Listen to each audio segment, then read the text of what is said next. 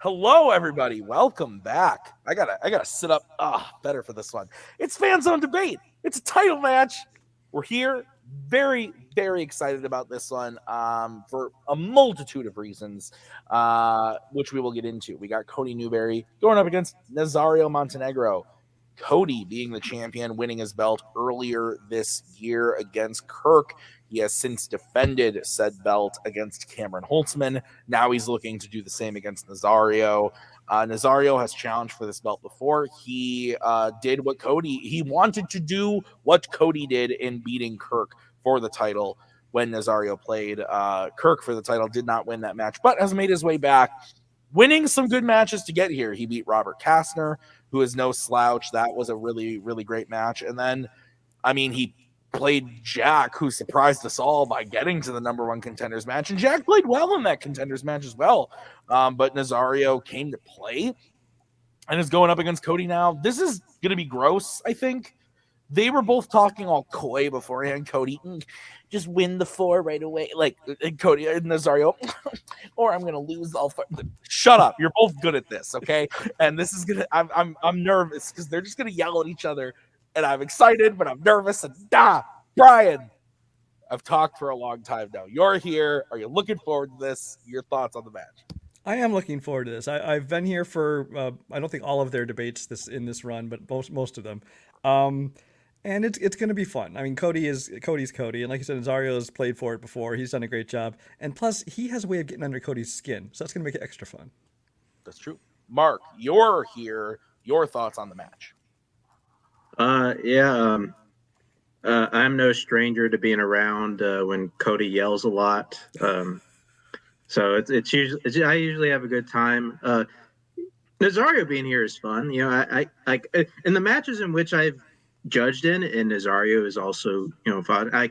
I've enjoyed them quite a bit, and you got like one hothead going up against a guy who can make people into hotheads. Like I think we're in for a fun one. That's fair. I like that appraisal of these two. So we are going to get into this, and we're going to start by talking to the players. We're going to talk to Nazario. Nazario, welcome. I'm excited to have you here. You've played for this belt before. It didn't go your way that time, but I think this proves a second title match appearance. You've been in multiple contender matches. This proves, I think, that you're one of the greatest to play this game because you know how to talk. You don't need to study trivia to know how to talk, and you know how to do it. And so you're going up against Cody. In your post-match of your number one contenders win, you said that you were looking forward to this one. How are you feeling as we are finally here? First of all, it is weird to hear that you're one of the best at something when your record says otherwise, very strongly. But yeah, it's Cody. It's a fun debate. I just want to mess with the guys a little bit. I'm not under any delusion that I'm gonna run with this, but if I can make it a fight, even if it's a dirty one, I'm gonna have some fun. You've played in a lot of matches, but you have 9 wins on your record. And how many losses? 7. Oh, I thought it was like 9-9. No, 9-7. 9-7, and you have 1 KO. And this season, granted, you have had more matches than Cody, but this season you do have 8 clean sweeps as well. So that's a lot of clean sweeps, which is impressive. We're going to bring in Cody. Cody, welcome to the title match. You're here for another one. You played Kirk earlier this year. Then you played Holtzman. It's been a while since we've seen you now. Is there going to be rust not having played for a while, or are you just as confident as always to go up against the Panamanian Devil? Oh man, why wasn't that his nickname? Listen, Rust, I don't know. We'll find out when we start debating. But like as Mark knows, when I'm on call with Mark all the time, I argue with him about something at some point. Like Letterbox review, his opinion on a movie. So I'm always arguing with somebody about something. But Nazario, it's funny how Fanzone kind of been, when I was out of it and I didn't judge things, Nazario would come to me and be like, you can't believe this bullshit. Look at what they judged on. Can you believe they gave this point? This is stupid. So he just rant to me. Yeah. We have a mutual respect for debate between each other. We've always wanted this kind of match to happen between us. So win, lose, or draw, like this, like Kirk the second time, I needed to beat Kirk. There was no question about it because that first one, you three can attest, haunted me for months after. Like I was not physically okay for a while. I needed this. If Nazario beats me, I think that's a really cool story overall. Will I hate it? Absolutely. And will I be back next season? Sure. But like it would be cool if he does take me down because I think he does have like the ability to be. I think he can talk a lot. I think he can call me on my BS on some stuff. But we'll see how it goes. And unlike his 49ers, I'm going to wear the hat and hopefully pull out a win today. So I just realized you were wearing that. Oh my God. Okay. Well, this is how the show's going to work tonight, guys. We are going to debate five prep questions because this is a title match. So Cody got to pick 3 categories. Nazario got to pick his normal 2. And we are going to debate those questions tonight before our very souls. So how it's going to work. They're each going to get a 1-minute opening, followed by a 5-minute freeform, followed by a 1-minute closing from each competitor at the end of the debate. Brian, Mark, and I will write on our handy-dandy boards, which mine is over there. I need to go get it. We'll write on our boards who we thought won the point. 2 out of 3 votes wins you the point. Because this is a title match, first person to 4 points will win the match and gain or retain the title. Gentlemen, any questions as we get into round number 1? Let Ross cook. Sure.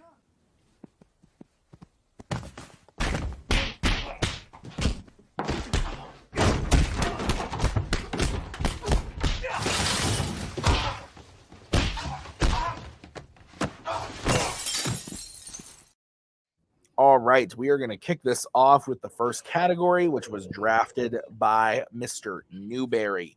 It is in the category of James Bond, the fandom category of James Bond. And your question is, what is the best villain death in a non-Roger Moore James Bond film? Cody, you get to kick this off. You have 1 minute.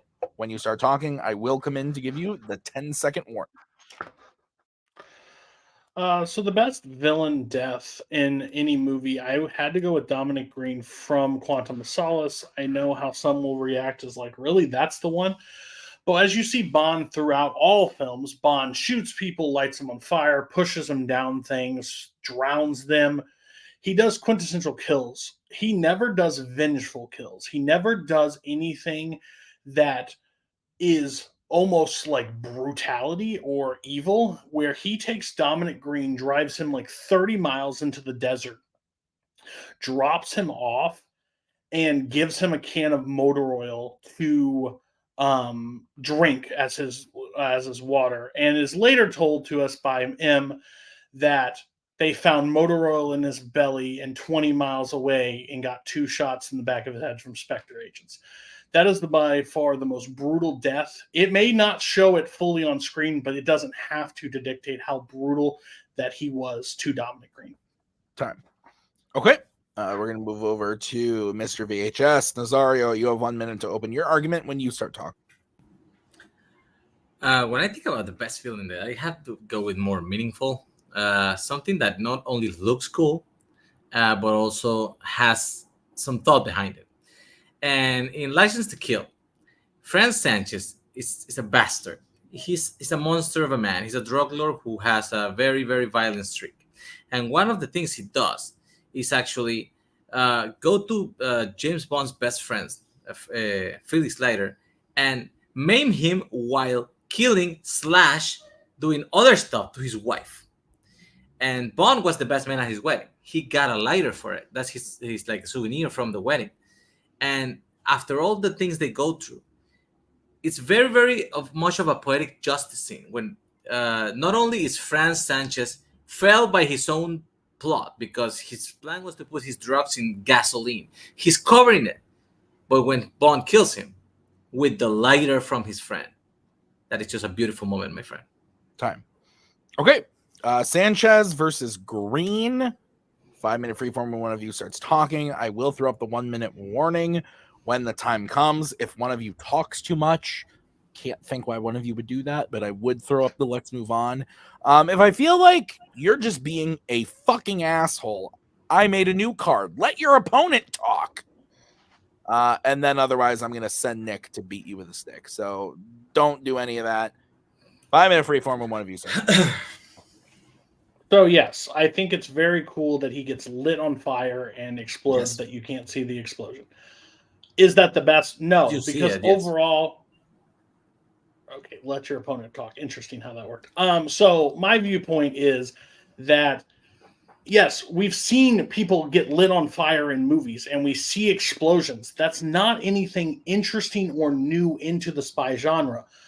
Where Bond doesn't, like Bond does that all the time to a lot of villains throughout. He throws them off high things. He gets the final shot. You got to be quicker than that. Holding a tie, knocks it off their hand, makes them fall from a high down. Those things happen. He gets them one up. This one where Dominic Green, he never takes anybody out of their way, doesn't do it by his own hands, and makes him miserable the entire way and die by the hands of other people, but also make him so deprived that he has to drink motor oil for his only source of liquid into his body is the most vengeful death that you can do, especially in a James Bond film. Is it the most vengeful death question? Because I thought it was best. No, sure. By the way, funny that you say you see it on screen, because mine you get to see. Yours does not. You just drop the guy in the desert, move on with the movie, and somebody tells like, oh yeah, this happened. That's very, very not memorable. Mine, yes, he has lit other people on fire, but this time he was covered in gasoline and cocaine by his own making, and he was lit on fire with the present that he got from the friend that he maimed and his wife killed. So it's also meaningful, Somebody would call it poetic justice, and it not only is it important, minimal, and it gives you an emotional investment. It looks fucking cool on screen, when he actually shows you the death. So yeah, so I think that there is a lot of symbolized. I don't need to see Dominic Green walk in the desert for 20 miles and then die and drink the motor oil. That's okay to tell me. The dropping him off and throwing the can to him and telling him, "Hey, I bet you'll be 20 miles down before you have to drink this." And then for M to tell them, and Bond basically goes, and when M says, "Do you know anything about this?" and Bond goes, "Wish I could help. Can't." It's the first time Bond actually, you're right, he uses the lighter that Lighter gave him. Ooh, great pun, beautiful. It is. It's beautiful. really not that cool of a scene either, because he bursts into flames for 5 seconds and then Dalton runs the hell away and you see the explosion, and that's supposed to be the cool moment. You don't see him suffer. You don't really see him in any pain. It's instant fire, instant explosion. It's over. My thing for him to draw out a death where he could have easily put a bullet in his head. He could have drug him behind the car. He could have done all that. But to make him suffer the entire way that he made everybody else suffer in that movie, I think is absolutely great poetic justice. Like I'm saying, you're mentioning great ideas. Drag him behind the car in the desert. Show me something. Movies are a visual medium. Books, though, they have epilogues. That you're describing is like an epilogue. You can put that. You end the movie. You put a title card. You say 20 miles down the road, he had motor oil on his stomach and 2 bullets in his head. That's nice. Maybe if you're ending a movie like, I don't know, The Green Mile or something. But for James Bond, you want to see what happened. And like I said, he also fell by his own hand, because it was his own gasoline filled with cocaine that ended up ending him from all the people that he tortured, all the people that he killed indirectly by selling them drugs. And this is how he goes. And by the way, you do get to see him suffer. That man screams like a bitch for about 15 seconds before he runs into the truck full of gasoline and explodes. And again, nice visual. So here's the thing. In movies like The Shawshank Redemption, I don't need to see Brooks hang himself. I don't need to see people die on screen to make it a justified death or a sad or emotional death. These are moments that you see in film that they can be dictated to. Perfect example, in Jojo Rabbits, we never see Scarlett Johansson killed. We see or get told or by visual. That's it. So these are my her things. foot. Awesome. My thing is, you don't need to actually see the death being created. The story of it coming back to you is still just as powerful of seeing the person die on screen. It doesn't need any drawn out. It doesn't need special effects or anything over the top. You just need the death to count and moments to matter. And Dominic Green being drugged to the desert and having to drink oil as his only source is the most brutal in Bond, for sure. All right, we're gonna start with Nazario. I had to think about that. Nazario, you have 1 minute to close your argument when you start talking. Again, movies are a visual medium, and we're talking about the best villain death in a non-more Bond film. And I do not think that leaving somebody in the desert and assuming what's going to happen and just get reconfirmed by the epilogue, it's really that memorable. Does it have meaning? Is it important? Maybe a little significance with the motor oil and stuff, but mine does too. And mine actually just turns around to a scene that set up the death. Like you get the scene with Felix Leiter. You get the meaningful for Bond that it is that his friend is now dead. You know the meaning that the meaningful that is Leiter becomes, and Leiter is also Leiter, which is just beautifully written. And the thing is that when he actually get to pay his dues, it has emotional resonance because we have been seeing the story. We have had the full arc. It's meaningful for this. It's just a more complete thing, which you should get on a movie, which is a visual medium. Okay, we're going to move over to Cody. Cody, you have 1 minute to close when you start talking. If this was Beth's death scene, sure, correct, 100%. It's not. It's just the best death. It doesn't have to be seen. It's the thing that is delivered to you in the movie. The best death is that. Your film even has a better death. If you wanted to choose it, you should have chose when he gets crushed in the cocaine crusher. You didn't choose that one either. My thing is, Bond does this in all movies. He gets the quick upper hand, the wink at the camera, the shine of the lighter and lights somebody on fire or pushes them off a building or shoots them in a funny way, delivering a line. This is the same thing he does over and over. This is the first time in a James Bond film that he is actually vengeful. He doesn't do it by his own hands. He wants to make Dominic Green suffer when he knows Spectre agents are coming for him anyways. So he's going to pull him out into the desert and make him die at the hands of somebody else after being completely exhausted and desperate. That is the best death, even if it's not seen. Not seen. Strike it from the record. All right, we're going to bring in El Judgelenos. Okay, so that felt too nice, though. The fight? Yeah. You guys were very respectful. We can at least start off that way. I enjoyed it very, very much. Thank you. You have to understand, Cody knows I'm here, and he tones it down because he knows that doesn't sway me. Also, I don't fall into your tricks. Sorry.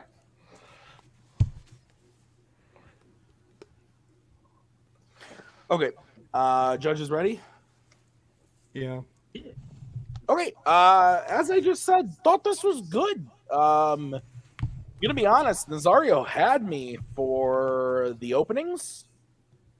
Big chunk of the first half of the prep round or the main round. I was on Nazario's side because I think Nazario did a really good job of kind of saying, like, we're not even, it's a visual medium, he kept saying. I thought Cody's zinger about Jojo Rabbit and Shawshank Redemption was great. I thought that was a really, really good counterpoint because not something I thought about at all. These are deaths that you don't see in the movies, but they are still sad, impactful on the film. I still went with Nazario, though. Because you see her foot. No, although I laughed really hard when you said you see her foot. But I do think that despite Cody's really big uppercut there on that, Nazario still did enough to explain the symbolism and the effectiveness visually. Like, it is a cool thing to look at but also what it means from the beginning of the movie all the way through to the end, I thought just like worked way better for me. Cody had talked about like, you know, how this was Bond being vengeful against Green and everything. I never really heard why. Not that I needed to, but like that added weight might have done something. I was struggling to really feel why this was like way better than the other one. Both are interesting the way they painted them, but Nazario definitely painted the better picture of like the better death in the film. So Brian, where are you going and why? A lot of my thinking went the same way as yours. You know, I was kind of going for Nazario for the first part because he was, you know, the visual medium and talking about the cool things and how he uses the lighter that his friend gave him and all that kind of stuff. But like you, Cody came back for me, especially we started referring to Shawshank and JoJo. And I'm like, that's a great comeback. You don't have to show the death on scene for it to be a great death. In the end, I also went for Nazario. But my reasoning was actually, though, because I was waiting for, when it came down to it, Cody's was still just, it was a cool idea of something for him to do to this villain.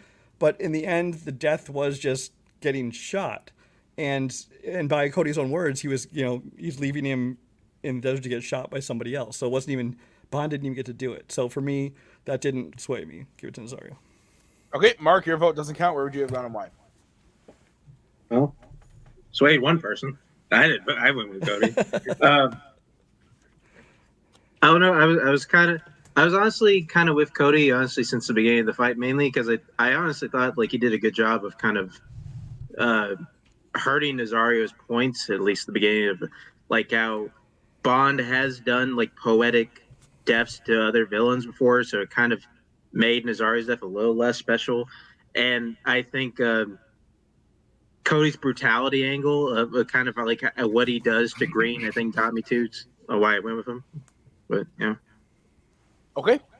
So that's why we have three judges, as they say. So Nazario was up 1-0. So we are going to move on to the next question, which was drafted by Mr. Montenegro. It is in the category of actors and actresses.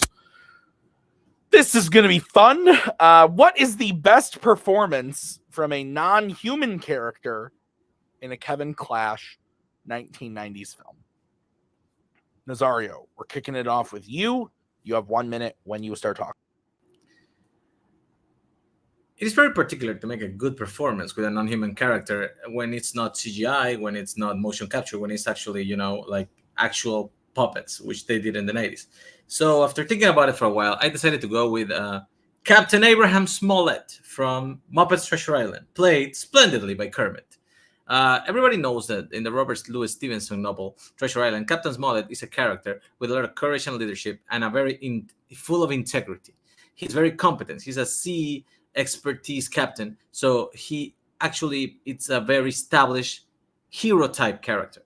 So when you cast Kermit as him, at the beginning it doesn't sound like it can work, but Kermit brings a confidence and a portrayal of seriousness to this character, which is not usual for him. But he's still Kermit. So somehow they managed to do a character that feels like the original book character with the essence of Kermit, which is just kind and funny and witty. Time. Kermit. Okay, Cody, we're gonna bring you in 1 minute when you start talking.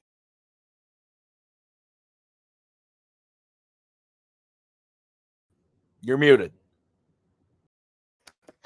Mute myself so I don't say anything bad about the judges. Okay. Splinter, listen. Teenage Mutant Ninja Turtles from the 90s are absolute horseshit. They're garbage. They're trash movies. They're nostalgia porn for people that love the Turtles. Watching that entire movie, there's a heart and soul that doesn't fit in those movies, but fits perfectly because he's the one that keeps you grounded throughout the story, and that is Splinter.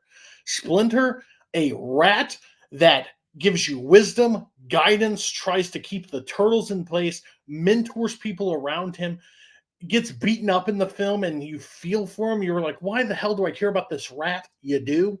You care about these moments. And it's from that voice act, it's from that performance that you're able to get, you're like, oh my God, there's actually a heart and soul to this movie besides 3-4 turtles just eating pizza and acting like dumbasses. Like, it's so weird, but like even them trying to get back to him and care for him makes this movie like somewhat watchable, which I think is a very impressive thing. Time. All right, coming to Fandom in 2024, Ninja Turtles. Smollett, Splinter, 5-minute freeform when one of you starts talking. So if somebody says to me that Splinter from the 1990 movie is a great performance of Splinter, I know it's somebody who has never seen Teenage Mutant Ninja Turtles. That character had a lot of history before that in cartoons and in comics. And doesn't count. Yes, I know. But what I'm saying is it's a well-rounded character that just couldn't be achieved in 1990 with that puppet. That puppet is very bad, which makes his whole performance very stiff. And the way that Kevin Clash tries to do him is just trying to do the voice of an old, smart, older character. But he's supposed to be a ninja master. He's supposed to be a caring father. And none of that comes through on that performance. He's stiff, he's monotonous, and he's boring. On the other hand, Kermit gets to be Kermit acting like Captain Smollett. Steve Whitmire is brilliant. He inherited the character of Kermit after the death of Jim Henson. And this is only the second time that he's doing it for a feature. And he fucking kills it. He manages to project all the characteristics known from the classic story of Treasure Planet on Captain Smollett. What's still been Kermit? Yeah, I don't know what Treasure Planet is, but that's fair. No, sorry. My thing is, so you're gonna fault it on the character, the costume design of the character. That's even more impressive that his performance is able to transcend from a crappy puppet or a crappy costume, that he's able to translate and get past the views of their limitations in the 90s. I think that's what stands above. I think he's able to ground this movie and give this movie heart and like light up moments, and like seems like that disappointed father when the turtles mess up, or when he's hurt and the people around him, and he's able to talk wisdom to one of the members of the gang and like tell him that this isn't life for him. Like, those are important moments. You picked Kermit. Congratulations. You can call him captain. You can call him whatever you want. It is Kermit in a pirate, in a captain's hat. There is nothing different. Like, one thing he doesn't say is Miss Piggy. You could have picked so many characters from this. Like, Gonzo is way better of a Muppet character throughout this entire movie than Kermit. Kermit does nothing different. If this is the second movie, congratulations. He's doing a great copy of what Kermit did in the 70s and beyond. He doesn't change anything different besides he's on a ship. And it is mind-blowing. What I'm telling you is, everything that you're saying about Splinter is just projection. You think he's supposed to be a good mentor. You think he's supposed to be funny in some scenes. He's not. He's very monotonous. And it is, yes, part is limitations on the character because of the animatronic that they gave him. And the rest is just not really good voice portrayal by Kevin Clash. He may be telling you a story. He may be giving you a lesson. He may be trying to tell a joke. It all sounds the same. It all looks the same. Just because that's what the script says it is, it doesn't mean that it translates well. If it had, he would be a better performance. Kermit, yes, he keeps the essence of being Kermit. That is part of my pitch. But he also is Kermit acting out the character of Captain Abraham Smollett. No, he does the confidence. He does the direction. He does integrity and kindness that he has. And yet, he's always Kermit. You're saying Gonzo? Gonzo just plays Gonzo. He's not even playing somebody else. So there is nothing to achieve here. In the role that Steve Whitmire gets to do with Kermit, is actually show you that this is Kermit playing someone else. And he's the only character on the whole movie that gets to do that on a functional level. I'm sorry, that's one of the wildest takes ever. Kermit's being Kermit, and Kermit is this. But let me tell you, Gonzo's playing Gonzo, and don't discredit Gonzo. It makes no sense. Yes, you can put Kermit in a pirate outfit or a captain outfit and call him. He literally does the same thing that Kermit does in every movie whatsoever. I don't care. This is such a wild take that the animatronics of Splinter discredits Splinter. But the thing is, his voice performance. But And his the voice voice acting, acting yes. carries you throughout the film and gets you that heart that you It need throughout the doesn't. film. I'm Just sorry. because you say it doesn't mean it does. I'm talking. I'm sorry that you care about the cartoon and the comics and everything that builds up. I'm going off of what I was presented in the movie, and what I'm presented in the movie is a character that shows the disappointed father, shows that he's a master and keeps them level, shows them a mentor side of it, shows when he's What actually you are beaten presented hurt, is a the stiff voice performance changes. by an animatronic and a stiff voice. That is what you're presented, and you're just trying You're to sell everything presenting else a because there's nothing Kermit else. ripoff. You're I'm presenting a person that's presenting, doing the Jim I'm Henson presenting copy. a Kermit interpretation by a new actor who is the more surprising because he manages So to guess trick what? everybody to believe in it. Then Austin Butler is the best Elvis that's ever existed because he's just doing Oh an my impression God. of Elvis. What are we doing? Time. That is disgusting to end on. This is what I wanted. Okay, Cody, you get 1 minute to close when you start talking. So Gonzo doesn't get credit because Gonzo's just playing Gonzo, but he's playing Kermit because he's doing an impression of what Kermit was out there. That's the problem. Best performance in a Kermit. He plays Kermit everywhere. There's no difference. There's also a really good tone because I picked from the first Teenage Mutant Ninja Turtle movie, and I made that point because if you watch the second Teenage Mutant Ninja Turtle movie, Splinter is not the same character. They try to liven him up. They try to make him more funny. They try to make him a butt of a joke, and it doesn't work. This is the whole viewpoint. Splinter in that first movie is the heart and soul of that movie. You only care about him. When he is hurt and the turtles long for him, you feel that fatherly relationship. That's by the voice performance, and that's what they portray in it. I don't care that they couldn't move their necks and move around because it was bad animatronics. That even shows the performance more. He was able to overcome limitations out there because of this and still give an outstanding performance. Kermit just plays Kermit, and that's all he does throughout the movie. Time. Okay, we're gonna bring in Mr. Montenegro. You get 1 minute to close your argument when you start talking. He's trying to diminish the fact that Kermit is playing another character. When I'm saying Gonzo plays Gonzo, is because the actor that plays Gonzo, David Goelz, has done Gonzo for all his life, so he knows how to do Gonzo. Steve Whitmire, it's impressive because he's only his second time doing Kermit, and he's not only doing Kermit, he's doing Kermit pretending to be somebody else. And the fact that he convinces you that the character has integrity, composure, and kindness, as he's a leader, while also still maintaining the essence of what Kermit is amazing because it's a performance of another performance. The fact that you're going with Splinter, I love that you mentioned Secret of the Ooze, by the way. Secret of the Ooze has the same animatronic and the same voice actor, and it's just as shitty as the first one. The only difference is that the script for the first one was a little better. So what he's trying to sell you, what he's reciting, is better dialogue than the ones he's trying to sell you and recite on the second one. The fact that you mentioned the movie happens this, and this does not make it good, does not make it memorable. They were limitations by the animatronics, and it was just a bad performance. Kermit was fucking gold. Time. Okay, we're gonna bring in the judges.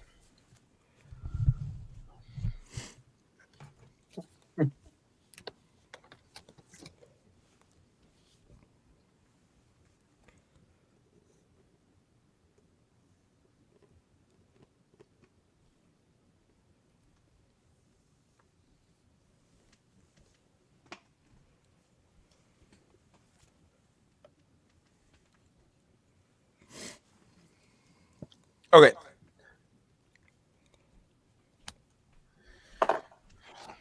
Judges ready? Yes. Okay. Mark, you're kicking us off on this one. Oh shit. Okay. Somebody talk. Okay. You're good. You're good, Mark. Okay. I disconnected my headphone for a second. Okay. But it is me, right? It's like Yes, you're good. You're ready to go. Okay. This round is probably more of what I expected us to get today, and it's led to a really tough choice. I just like to rip off the Mandate. I went with Nazario. A lot of it was in honestly that his closing. I think it was like it kind of some of the reiterated points he made, and honestly, kind of the knockout punch for me was when he kind of when Cody kind of talked about the sequel. I'm kind of and bringing that in, and then kind of Nazario brought back around that point of it's the same person, it's same animatronics, and like you didn't like it there, but you kind of liked it in this other one. Like I kind of like that point, and I think to me like that was more or less where the fight was won. It was honestly pretty neck and neck all the way through. I just think Nazario just kind of closed it out a bit better at the end. Okay. I went with Cody. I think that yes, for if you know, you know. I agree with Mark in the sense that I thought it was actually no, I'm not going to say that. I don't think it was neck and neck. I think this was like a 70-30 type of fight. I think Nazario did a good job. Like if you ever thought I would vote for against Kermit the Frog, you're fucking insane because I love that man. He's not. I don't know who Steve. It's a joke. I do know who Steve Whitmire is. But Kermit is a real person. God damn it. But I thought that Cody sold me pretty well on how I don't really vibe with the whole like the movie sucks, but this thing is good in the movie, and that's why it's the best. But this time it kind of worked for me. Like that normally doesn't work for me, but I thought Cody did a good job of being like, the turtle suits kind of suck, and those performances kind of suck, and the movie's kind of crap. And yet, Splinter's a really brings a lot of heart and soul to the movie. And Kermit is just, it's Kermit. And he may be doing a character, but he's Kermit. And Nazario was like, yeah, but he's Kermit and the character. And Cody was like, yeah, but he's Kermit. So like I agree with actually both points made by both players. Like I think that they both sold me on their characters, but why I think Cody's stabs against Kermit were stronger than Nazario's stabs against Splinter. The sequel talk that Mark brought up, it didn't really do much for me. Like it could be the same person, whatever. Like that doesn't matter. Like Courtney Cox is good in Scream 1. Is she that great in any of the other films? I don't know. Like that doesn't matter to me. So Brian, you're deciding this one. Where's it going and why? Yeah, I think this debate could have probably ended like 30 seconds into the prep round or prep section because I essentially was hearing the same thing through the entire debate, which was fine. I mean, they were both good points. I mean, Cody was talking about how how Splinter made it grounded, and he brought some gravitas to the movie and things like that. But Nazario countered back that he was kind of boring and things like that, and I agree with those points. The same thing with Kermit being Cody was talking about how he's just being Kermit again, just happens to be in a captain's hat, and so that's kind of what I heard throughout the whole debate. I did end up going with Cody though. I think that whereas you think it was the stabs against the other person that kind of sold it for you, I felt that the stabs against each other was pretty even, but Cody I thought gave you a little bit more on the positives for his. Okay, fair enough. Mark, don't worry.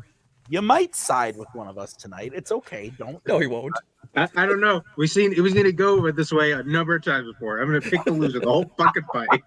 Just have Mark go first, and we'll know whoever wins is the other one. All right, so we are tied up 1-1. We are going to move on to the next question, which was drafted by Mr. Newberry in the category of directors. And the question is, which 1980s to present Martin Scorsese character would you most not want at a family event? This is going to be fun. We're going to start with Cody. Cody, you get to go first. You have 1 minute to open when you start talking. Scorsese doesn't make a lot of likable characters from time to time, and his remake of Cape Fear takes the cake.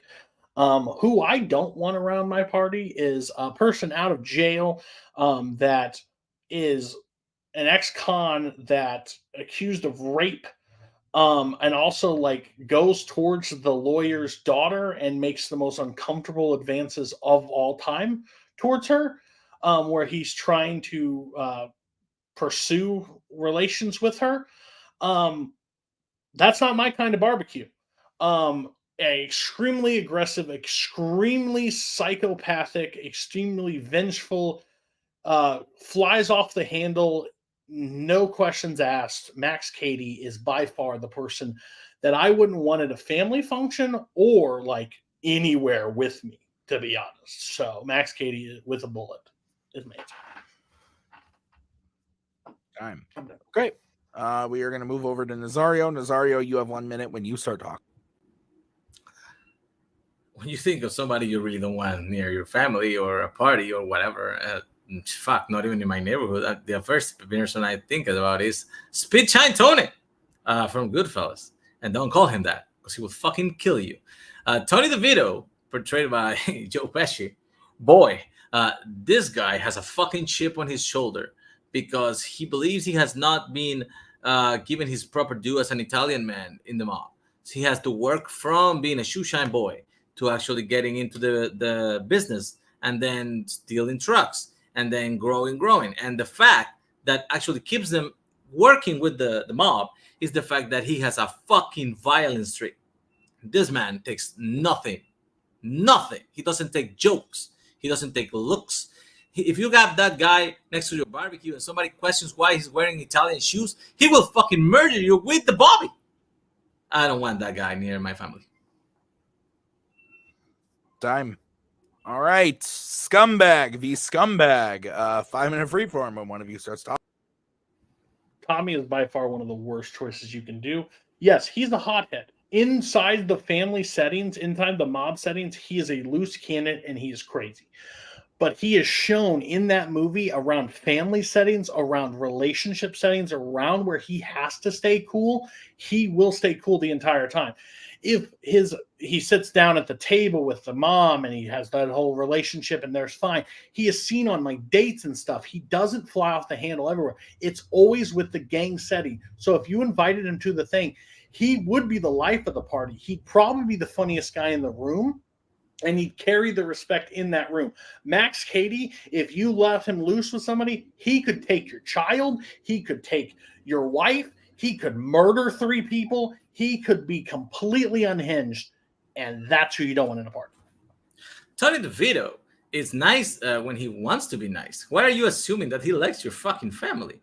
He killed he killed people on a welcome back out of jail party for another mobster who was made. He does not give a fuck. Henry is supposed to be one of his best friends, and even he is afraid of him because of his violent streak. That man, if he chooses to be nice to you, it's because he likes you. Nobody guarantees he will like anybody in your family. That could end up in a fucking tragedy. Max Cady, though, I mean, I'm not going to tell you he's a good guy. It's a fucking rapist, yes, but he has, like you said, he's very vengeful toward the people who fucking wronged him. If you see that movie, he wants to fuck like Nick Nolte's daughter because he's trying to get avenging on Nick Nolte who fucking wronged him. He could have gotten him off and he chose not to. So that guy studied.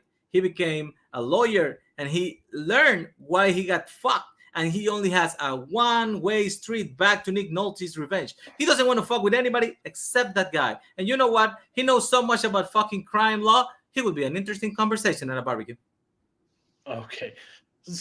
The whole life to sit there and have a conversation with Tommy. If you're inviting Tommy, you're at least in his inner circle, and you at least he would like to hang out with you, and he can create that environment and have fun with all those people. I'm sorry, I don't know where this may get Tim canceled off the internet, but I don't know. Once a rapist, I don't want around my situation, regardless if it was one time or maybe just 2 accidents, 2 mistakes, or it was just the daughter that he chose for. He has something in he has in his brain that he wants to target certain things when he gets in that way. I don't need that at a family party. I'm not asking him to pass the potato salad. I'm letting him keep the potato salad because he ain't at my party. Tommy can at least tell jokes, stories, make people laugh. He can dance. He can tell jokes. That's what I want at a party. I think he would be the life of the party. Are we balancing murder, violent streak, raping to see which one is worse? They're both crimes. They're both awful people.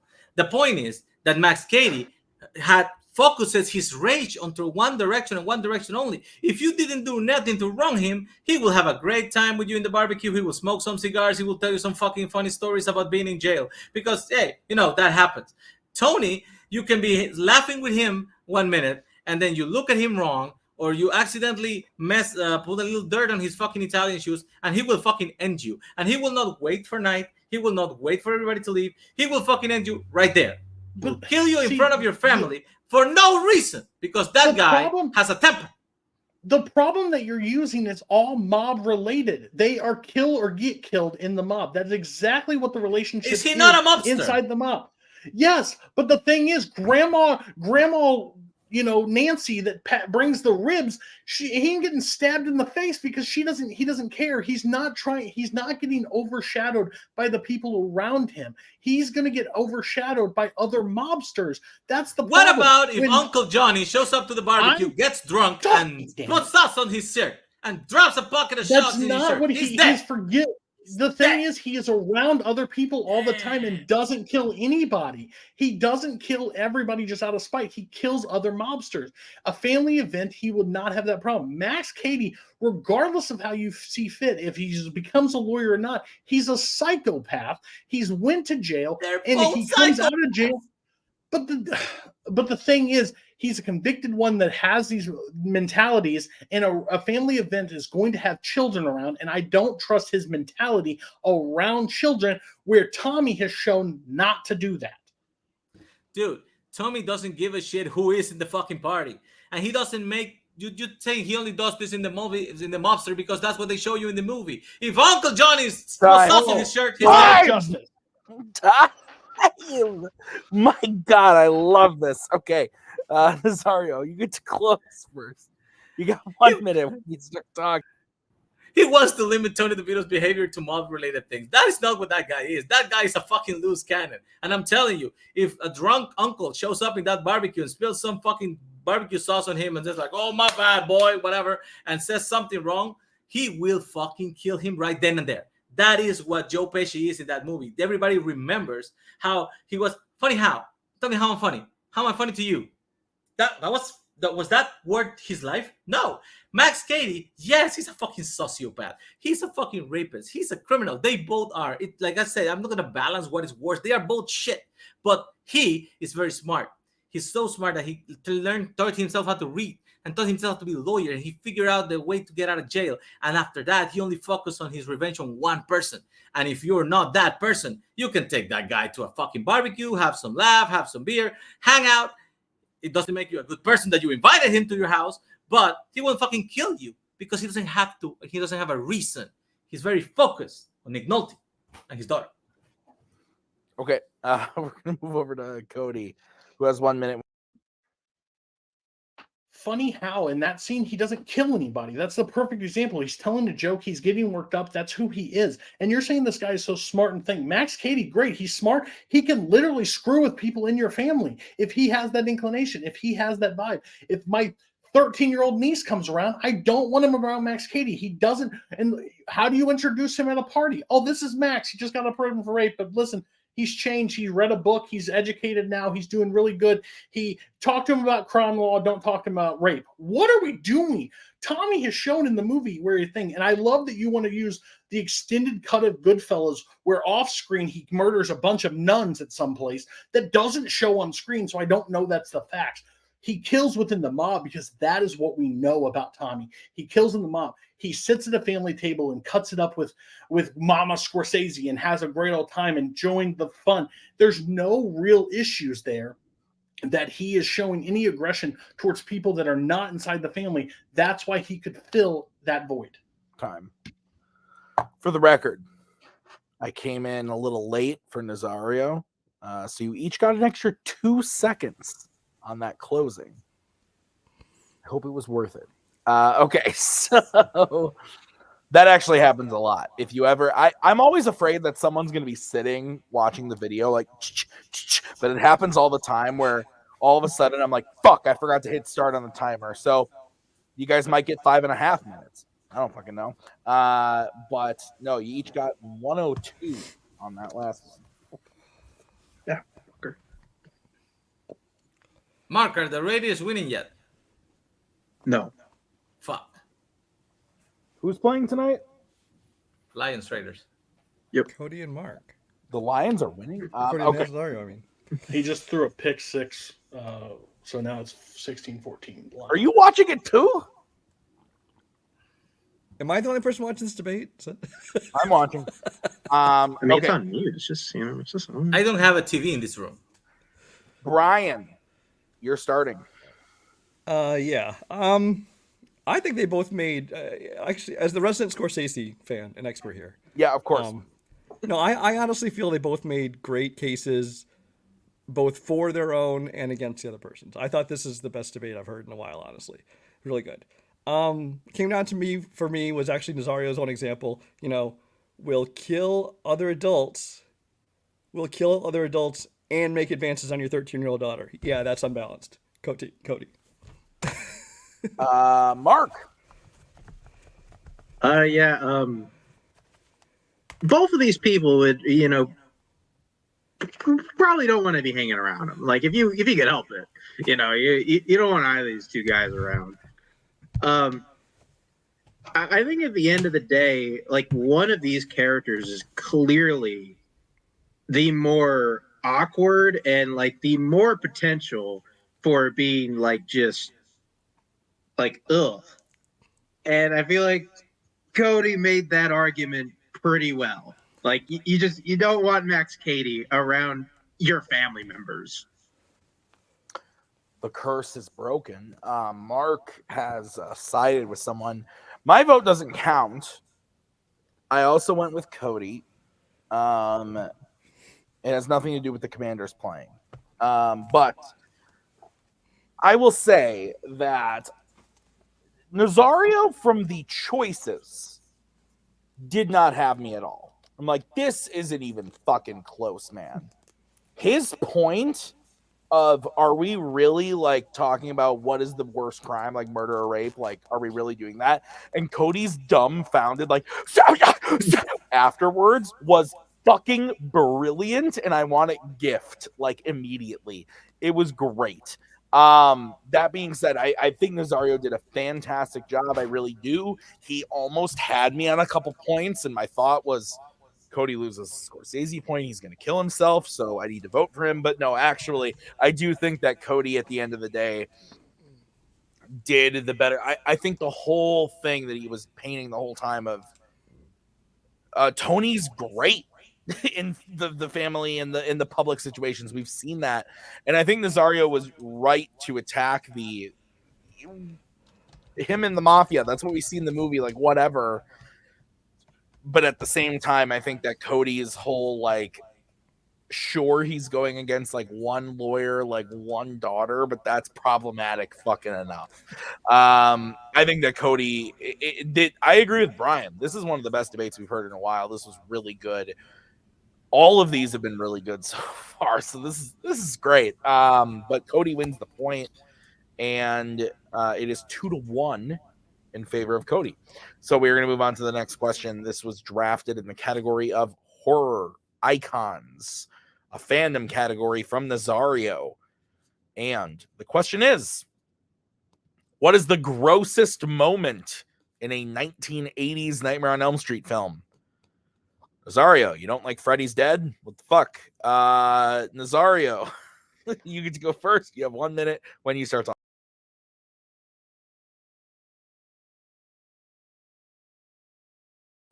You are muted. Freddy's famous for eviscerating people with his knife fingers. So there's like, it becomes a very balanced thing after a while. But if you're thinking like, shit, that was some gross fucking moment, that's got to be the death of Greta in The Dream Child and Nightmare on Elm Street 5. She's in a family dinner where she falls asleep. And then Freddy appears as a waiter, and he starts force feeding her. And he only force feeds her. The food turns into guts and eyeballs and, fucking guts. And then you realize that he's actually cutting it from her and feeding it at the same time. And then her face starts to, deform into the big thing because he keeps fucking force feeding it into her mouth. And then she kind of pukes, and you see the puke around the balls while everybody in the table is laughing and questioning Greta. Greta, why do you eat so much? Greta, why do you eat so much? And then you see him just keep shoving shit on his mouth, and then the food starts, getting rotten. It's Okay. delicious. I heard it's, and then you cut out for me, so I don't know what you said. 1 minute for Cody to open when he starts talking. Grossest moment in a nightmare, all of them. They're all fucking disgusting. They're all nasty. But the one that's by far the worst is, I believe, in number 4, the cockroach death.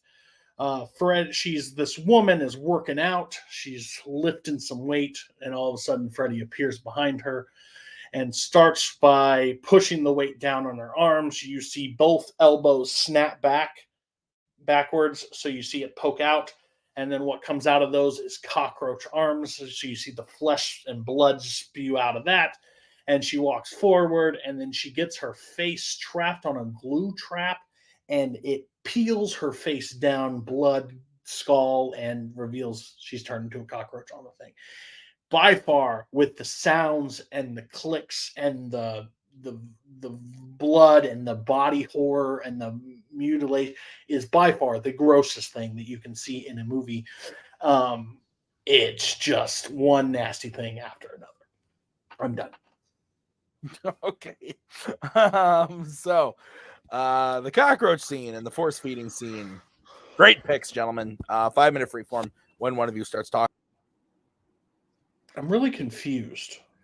Did your movie run out of budget at some point down the line? Because your scene, I can't take serious for the entire thing, because the prosthetic mouth, and you're saying all these eyeballs and stuff, they're quickly going through it. The fridge and everything, you can see bend down where she pops out of it, but this animatronic thing, if that's gross, I get it, because it's force feeding the guts, if that's what they're interpreting as is. Yeah. It doesn't ever give that vibe, and it doesn't make me feel sick. It just feels like, wow, they really didn't have a budget for this movie. Why does she look like she has gums attached to her face to make her big? I mean, everybody's entitled to an opinion, so you're entitled to your wrong opinion. That thing is fucking disgusting.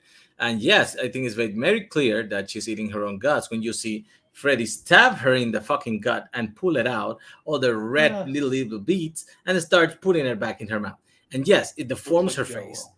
It deforms her face, and she starts puking out. And you can hear, I'm speaking of sounds, you can hear it. Oh, she's choking and puking, and then it's coming out of the edges of her mouth while he keeps putting fucking guts into her mouth.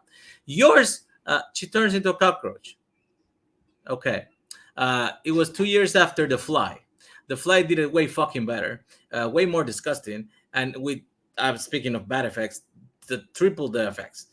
The death that I'm showing in the force feeding one at least has some fucking meaning, because then she tries to reach out to Alice through her dreams, through the fridge, and it's shocking when you see all the rotten food inside of the fridge, and she's like, "Oh, help me!" Well, I will fucking choking and puking at the same time. Yours turns into a cockroach and gets crushed. Yeah. So okay, yours is that force fed. It looks like Jello's going in her mouth. It seems like all this thing, this over puffed face, is coming out of the thing. It doesn't have anything. I think your scene also loses it because it cuts back to the real world during the scene quite a bit. As this terrible actress is like acting, so it cuts out of the grossness, so you don't have to stay inside the gross world. You actually get put back into the real world as it's happening. And that fridge is straight out of the 80s, just the food turns to eyeballs and guts. It just doesn't look good. It doesn't look, and we're talking about The Fly and stop animation. It's called stop animation. Yes. I don't care. Trash. When you're looking at The Fly, perfect example. Body horror, yes, can be done and better in movies. I have to pick it within the nightmare world, and I'm going to pick the cockroach scene where the feeling of somebody pushing down and snapping your bones and blood, and then arms growing out of it and your face peeling off in the glue trap is absolutely disgusting. Like, it's hard to watch. Her face, you've never imagined, if you get like a little bit stuck on a glue trap, to think your entire face rips off. Is absolutely a disgusting scene. Yours is just a prosthetic nightmare. It doesn't look real. It never looks real. It's near the end of the franchise too, so they're running out of budget left, right, and center, and you can tell. It's literally the next movie, so relax.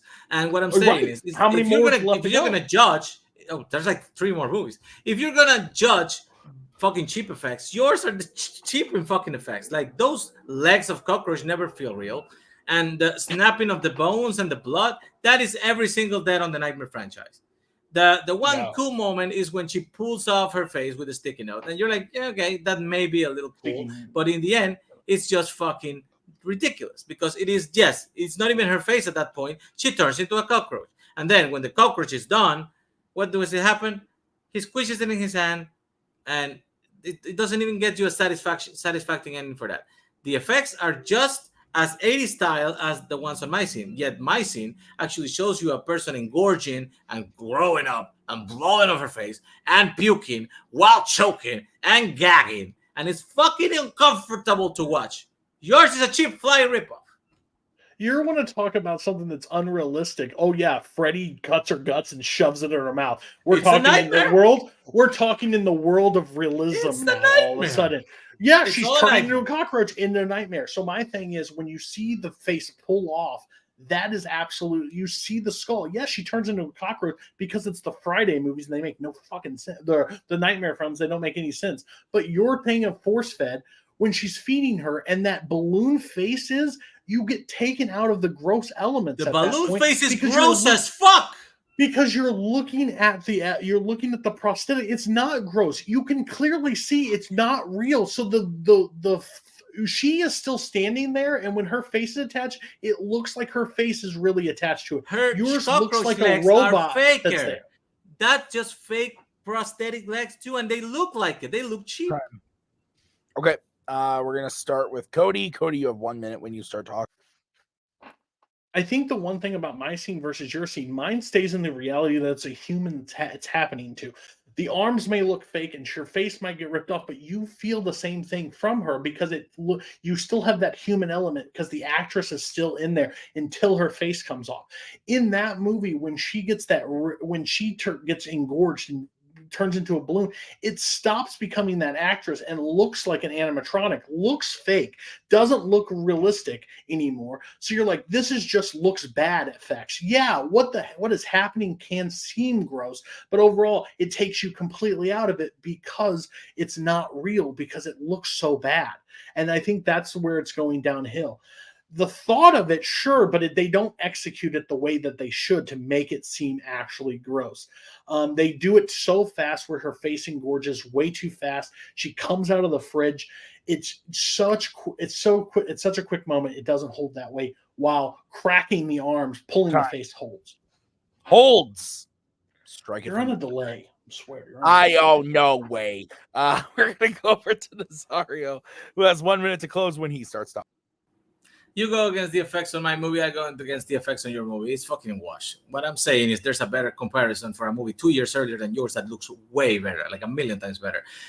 They all have cheap effects. Yes, they're 80s. But mine sells you on the idea of being more disgusting because it's a person who is like, cannot stop eating when I'm going to fucking force feed you. Oh, I'm force feeding you, but it's not food. It is, what is this? It's guts, it's blood, it's slicky, it's slimy. What is, oh, it's your fucking guts that I'm pulling out of you in front of your family. And then she keeps choking on him and choking. Her face engorges. Then she tries to puke out. You can see the puke coming out while she shoves more fucking guts in her mouth. It's a nightmare scene. So yeah, she tries to reach because that is part of the movie's plot, that she tries to come out of the fridge. The food in the fridge rots slowly with while she's there, turns into eyeballs. It's fucking disgusting. The whole thing, it just gets seared into your brain how creepy and disgusting the whole situation is. Yours, she turns into a cockroach and Freddy crushes her inside of a box. That's it. All right. We're gonna bring in the judges.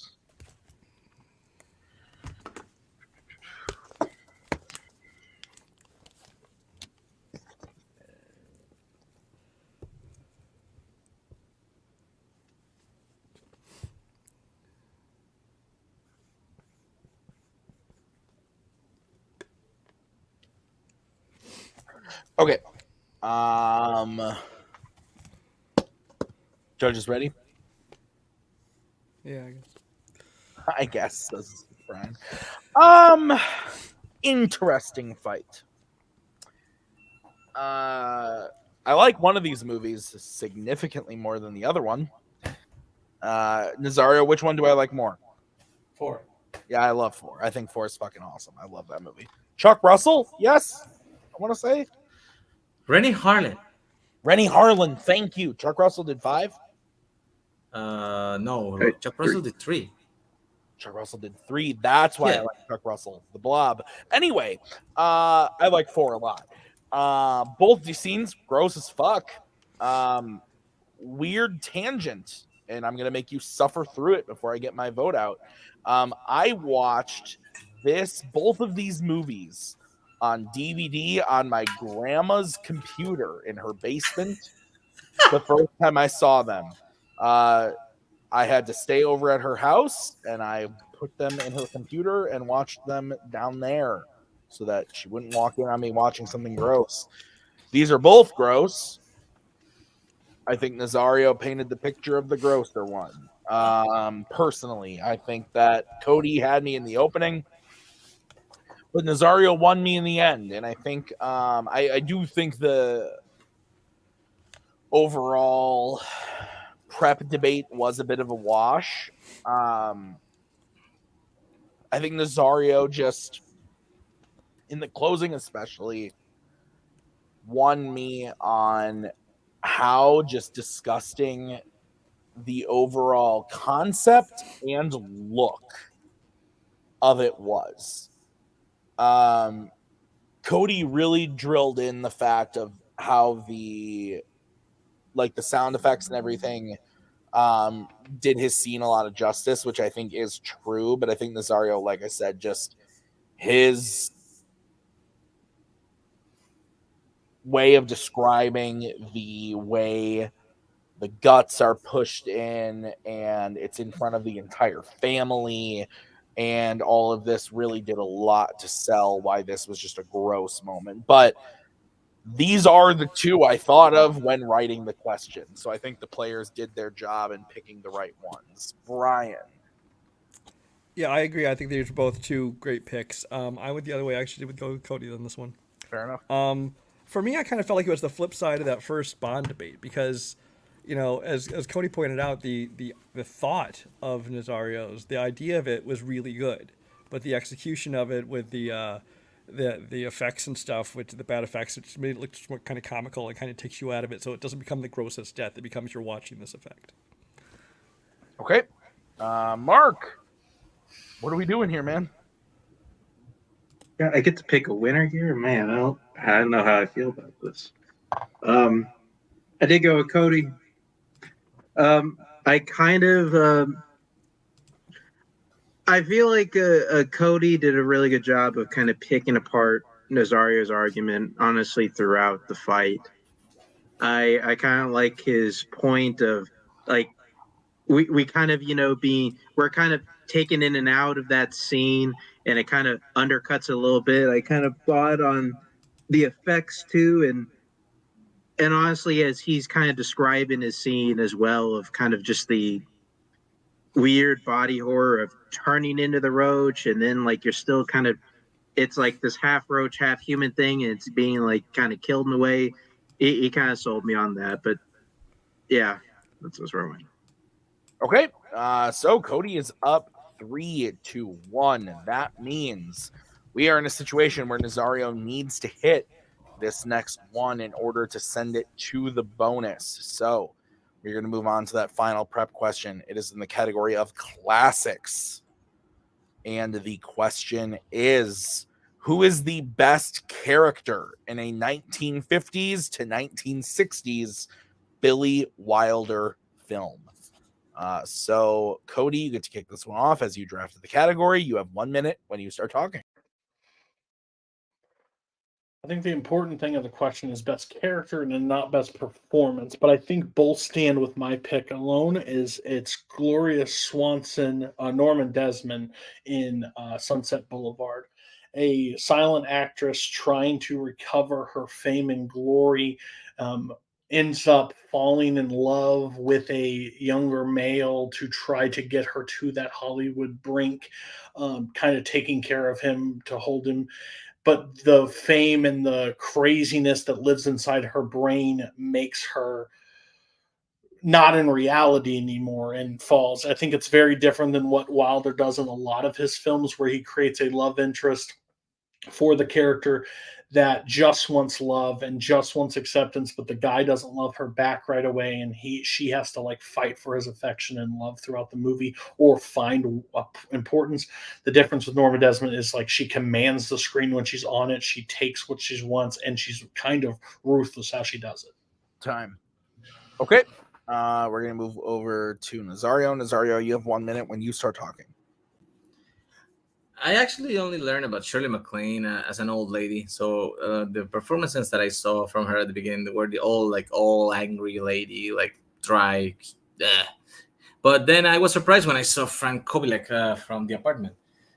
Shirley MacLaine, it's a really fucking good actress, and this character, it's a great character.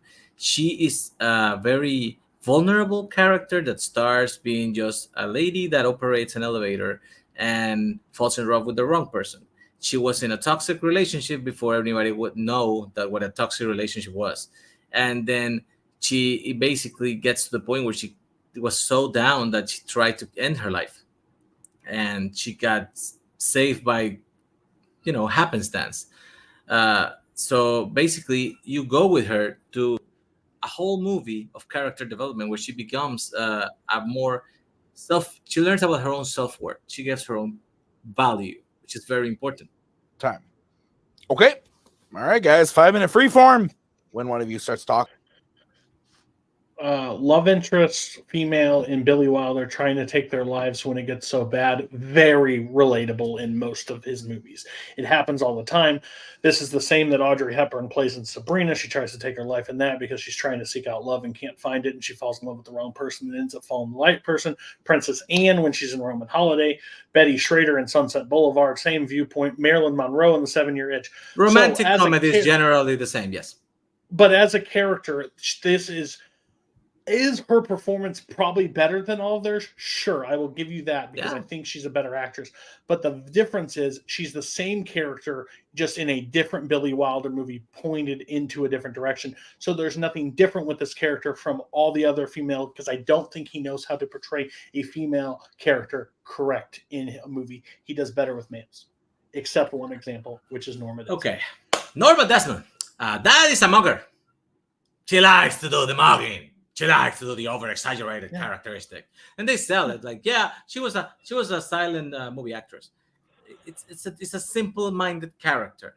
She has one track mind. She just wants to go back to Hollywood and become famous again. And anything that she does in this movie is with that one line of thought. Her character has no arc. She starts and ends similarly on the same situation. She is a crazy old woman who doesn't get what she wants and shoots the guy that was supposed to get her for her because he decides to, move the fuck on. Fran is a character that actually starts in one point, has an interesting arc during the movie, and ends on a better point where she finds her own value. She discovers that she doesn't need to be in a toxic relationship to actually be worth something. She puts value on herself, and she has growth. It's a lovely character. It's a lovely performance. Your character, Okay. So your thing is that she's one-dimensional. That's not even close to true. She falls farther and farther into the madness that she has created inside her own head. That's why she's such an important character. She leaves the phones ringing and something else. Her butler writes her letters to keep the fans are still interested. The mugging is a terrible example. The director? Thank you. Can I talk? The butler is giving her things. The mugging makes perfect examples to her because she's a silent film actress, and that's how she was taught to be. She thinks she is larger than life. She thinks she's still in this setup. She still thinks she's big. Fran still is, if she was a different love interest, the difference with her, she would be able to pull herself out of it. But yet, at the end of the day, Jack Lemmon character still has to pull her out of the depth. She has to get into another love triangle with another man, and that's where the change is set. The problem is she doesn't change. Her character is no different than every other character Billy Wilder has ever put to screen. And that's why it's not the best character. It's just another character. Norma Desmond is the female that is completely different than every other one. I'm telling you that Fran has an emotional journey. She grapples. So does Sabrina. She grapples with performance, man. She gives you complexities of a person that is going through this emotional roller coaster. That is what's happening in that movie, where she finally starts to value herself and turns into somebody who can say no to a toxic relationship. It's a sweet and endearing, connected performance. Yes, yours is definitely one-dimensional, and you're saying, "Oh, well, she was taught to do that." As an actress, not in real life. We're supposed to be seeing her in real life, but No, what you're not. we're getting a performance from start to finish that it feels fake because that is all she's trying to do. She mocks her way through that whole performance, and it's just not connecting to anybody. And you're I saying like, yeah, the direct. I'm still talking. Hey, hey, like the How much butler gives longer? him.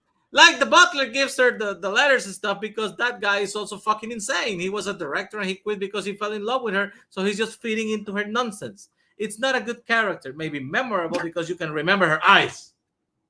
Okay, you're saying all these points because they're crazy and they don't make sense to you. I'm sorry that you haven't seen enough Billy Wilder films and you've seen 3 of them and you don't know that this character is portrayed in other movies. So at my time, the frame is the insanity in the world she is creating in her head, she believes is reality, which is complex to say as a character. She's not just that actress anymore. She believes she's still in the picture. She still believes that she's doing all this. And when William Holden tries to break out of that, she gets paranoid around everything. Thinks somebody's trying to undercut her. Somebody's trying to take her out of the picture. Somebody's not portraying when they're asked to get her car. This is a complex character that you see throughout. Yes, she's over the top and crazy. I get it. But as a character, that's what I want. We're not going on the performance. My We're going on point the is character that you're itself. not supposed to see that on the performance. Fran is the same character through all Billy Wilder movies. It doesn't change. Time. What was the Billy Wilder film that Boatman named his team after? Double Indemnity. What's his team right now? Judgment City. Ugh. Okay. We're gonna start with Nazario. Nazario, you get a 1 minute closing when you start talking. When you want to see a character do the descent into madness thing, you have to portray that the person is going insane without being really obvious about it. If you go with like a Natalie Portman in Black Swan, that makes you know that that kind of performance can have subtlety. The Norma Desmond character just mocks her way through the whole movie. It's just like, put a fucking pointy hat on her and she's a witch. It's not, it's just memorable because of all the faces that she makes. She starts being insane. She ends up being insane. She kills somebody. That I don't understand how that is supposed to be the best character. What I'm saying is, in that period of time, the character of Fran from the apartment is a sweet love interest that comes out from being a love interest and a toxic relationship and becomes something more. Becomes a woman that is able to know her own value, able to give herself the place where she deserves to be, and make a choice based on what she wants to do, not what men want to do. Which for this era of the movies in the 50s and 60s was very important. She has an arc. She changes. She comes together. Norma Desmond doesn't. Int. Strike it from the record. We're gonna start with. I said int. I know Norma Desmond shouldn't have counted. I mean, it's fine. We'll move on. Oh, okay. All right. 1 minute for Cody when he starts talking. He literally said that a female in Fran doesn't rely on a man, but then ends up relying on a man. It's the same character arc. She doesn't do anything different. Yes, she tries to take her life. All Billy Wilder females try to take their life. That's the one. You want to talk about one-dimensional characters? That's Fran. That's Sabrina. That's Princess Anne. That's Marilyn Monroe in the 7 Years. They're all the exact same. They're great overall, but the great performances. We're talking about the character itself. You can say that she's weird and mean mugs, but this character that they created, that's a silent actress from years gone by, that's trying to emerge and gets paranoid and freak and thinks she's this still larger than life star, but it's all a facade and it's all fake. And she comes into becoming crazier and crazier when she's getting hauled away from the police and she believes she's on the red carpet of an event. That's a character that has complex levels and complex development that you haven't seen in the movie. Yes, she mean mugs the entire movie, but that's the character she is portraying, and it's a fantastic one. Fantastic one counts. Yeah, I was gonna say fantastic one doesn't count. Okay, so I'm glad we're on the same page. All right.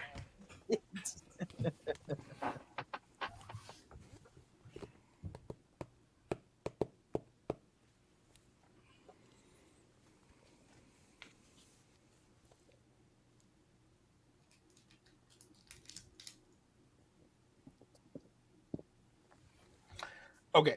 Mark, you are leading us off on this one. Ooh, my favorite thing.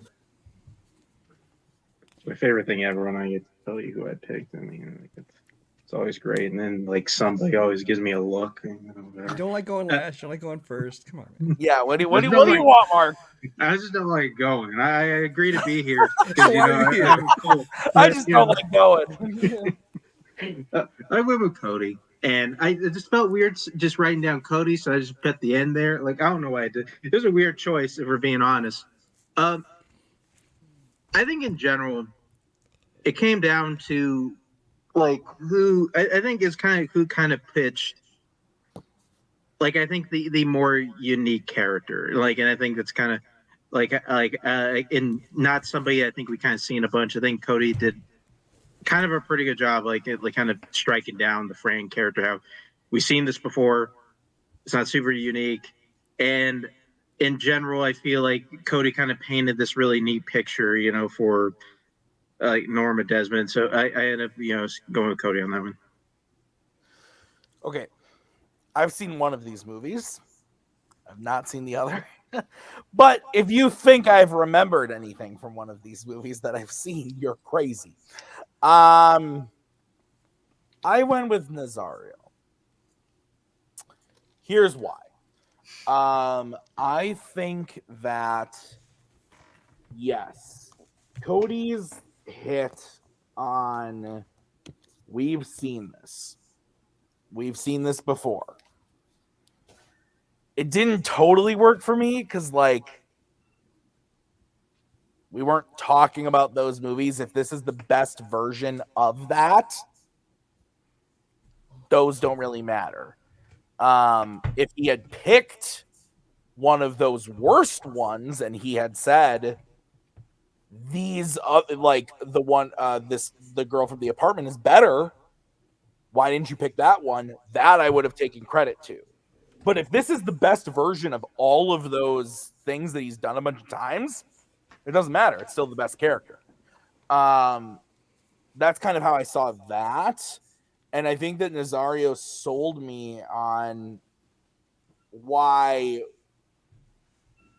Cody's character just kind of is big, does a lot of the same stuff throughout the movie, and his character has a lot of growth and character development from where they start out at the beginning of the movie and where they end up at the end of the movie. So I went with Nazario. Brian, where are you going and why?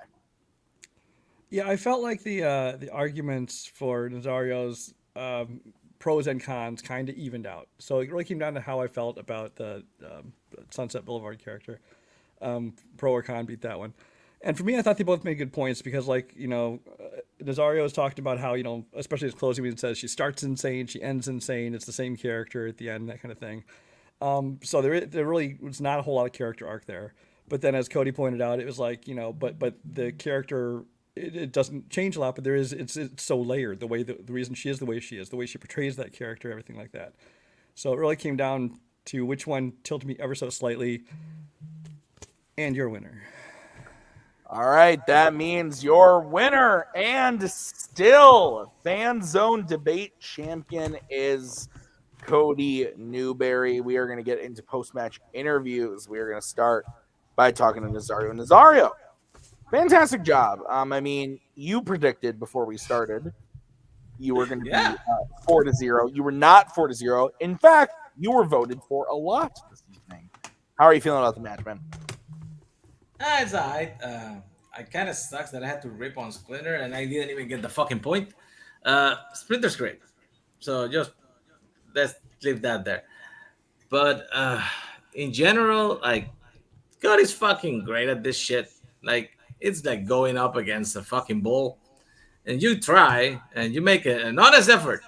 But then he goes and picks fucking Billy Wilder, who I've only seen 3 movies. So I get to pick from 3 movies because I'm not watching any more fucking movies for this.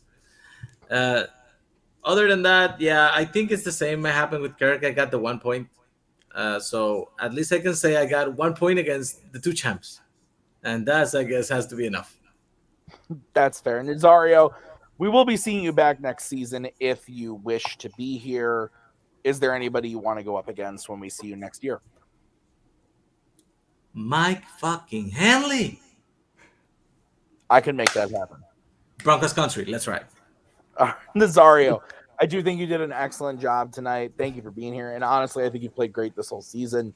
Continue to play great. I'm looking forward to seeing you one day hold this belt. I do think that it is ever so close.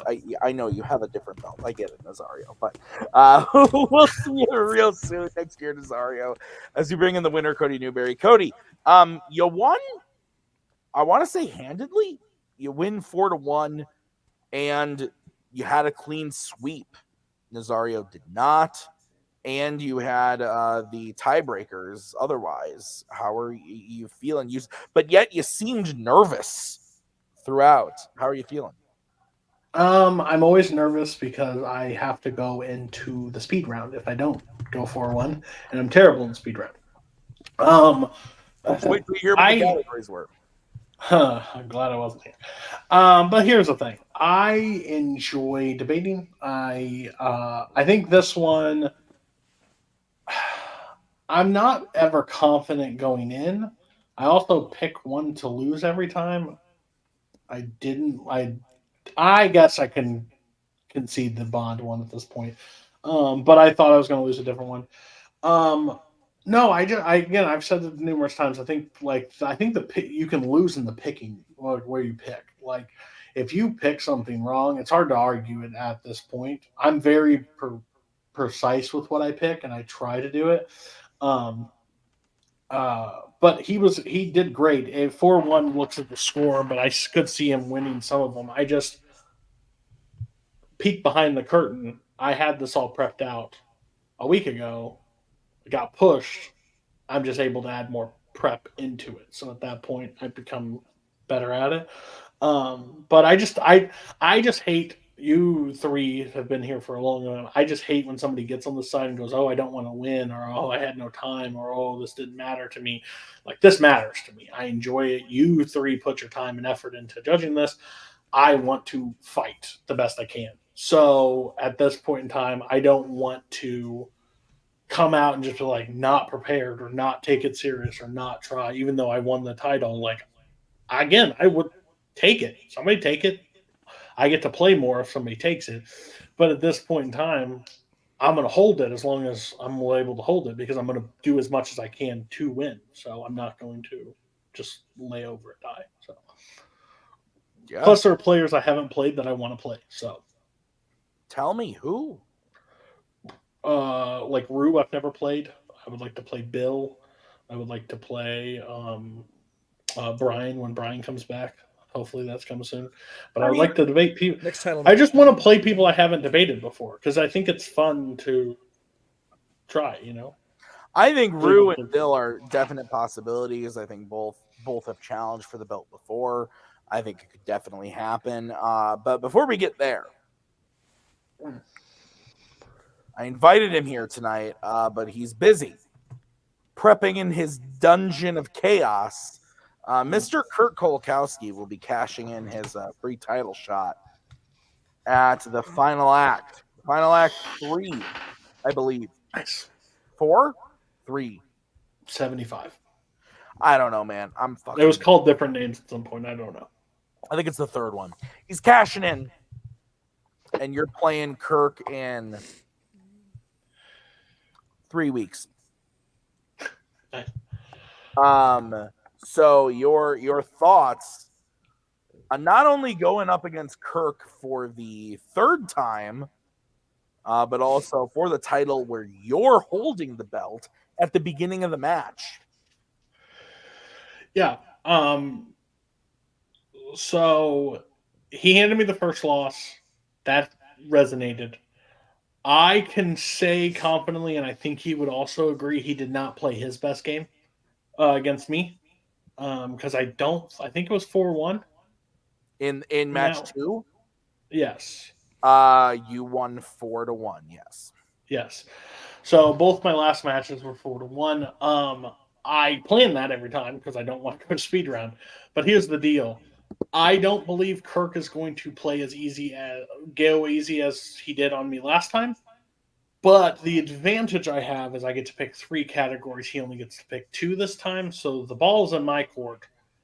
I just have to be prepared with what he throws. So, yeah, I think this would cement help my legacy in this league if I can defend against Kirk. I beat Kirk for the belt. I would like to defend it against him and take the rubber match and make it 2-1. So I'm going to be putting in a ton of effort and a ton of work, but we'll see what happens. I think, we've discussed this a lot. The Kirk-Cody rivalry, if you want to call it that, it's going to be 3 matches at this point. The final question I want to have for you, Cody, is you've said, like, at the beginning of this match, Nazario could have beaten you, and that would have been a great story, that, you want to see Rue, you want to see these other people and play these other people. What do you want to see more? Do you want to be the person holding that belt at the end of the season? Or do you want to see a Nazario, a Rue, a Jacoby, a someone, or a Kirk even with that belt back again for the fun story? Cody, tell me definitively. I want to win. I want to hold the belt and I want to win. And here's the deal. Kirk beat me 1 and I wasn't able to watch Blade Runner. Because of it. My thing is I can't, if he beats me this time, everybody can say match 2 was a fluke. If I beat him, I've won it from him and I've defended against him. That rivalry's done. But here's my thing: if Kirk beats me, no one else in this league has beaten Kirk. So that's my take. So. All right, Cody, a lot of strong words. Wants the belt at the end of the season. It makes sense. But actually, gentlemen, we have one more person to hear from. Kirk Kolkowski is here, and he is going to quickly say, Kirk, you're cashing in your title shot. You haven't played since the beginning of the year, and you're going up against Cody Newberry at the final act.